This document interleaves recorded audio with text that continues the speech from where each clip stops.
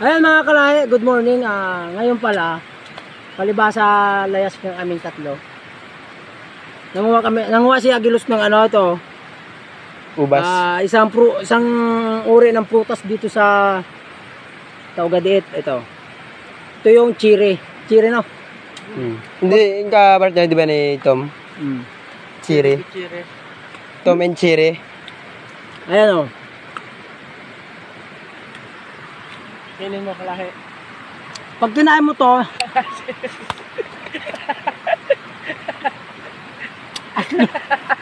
aslam mga kalahi ito oh. Ibang klase itong kahoy na to eh. Nakalitaw yung ugat niya, ang lawak oh. Oh. Nilinisan ko. Oh.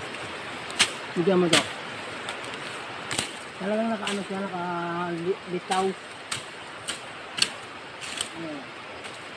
Kisis, oo, kisis. Ha? Ang kisis. Hindi yun. Pwede magtago dyan ay. Ayan oh. Kung gaano kalapad oh. Mas mahaba pa doon sa itako. Ayan oh. Uy, matama. Ayan. Oh, yan, papunta doon.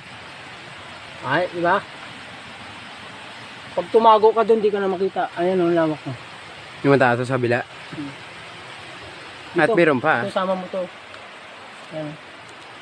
Para siyang ano oh, ang tawag doon nakaganito. Para siyang katawan ng dinosaur. Yung likod no.